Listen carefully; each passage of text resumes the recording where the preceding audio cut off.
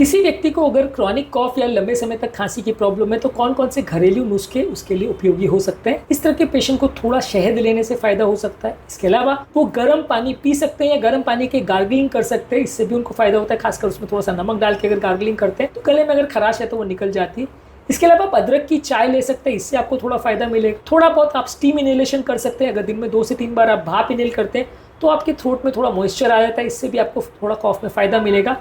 इसके अलावा आप हर्बल टी जैसे पेपरमिंट और थाइम का चाय ले सकते हैं, इससे भी खांसी में थोड़ा फायदा मिलता है। घर में आप एयर प्यूरीफायर और ह्यूमिडिफायर का अगर प्रयोग करते हैं तो इससे भी एयर में थोड़ा मॉइस्चर बढ़ता है, इससे भी आपकी म्यूकस मेम्ब्रेन्स थोड़ी मॉइस्ट हो जाती है, इससे भी खांसी कम होती है। गर्म पानी पीने से या गर्म सूप या चाय पीने से भी फायदा मिलता है। इसके अलावा आप थ्रोट लॉजेंसेस ले सकते हैं जो कि गले को थोड़ा सूदन करते हैं।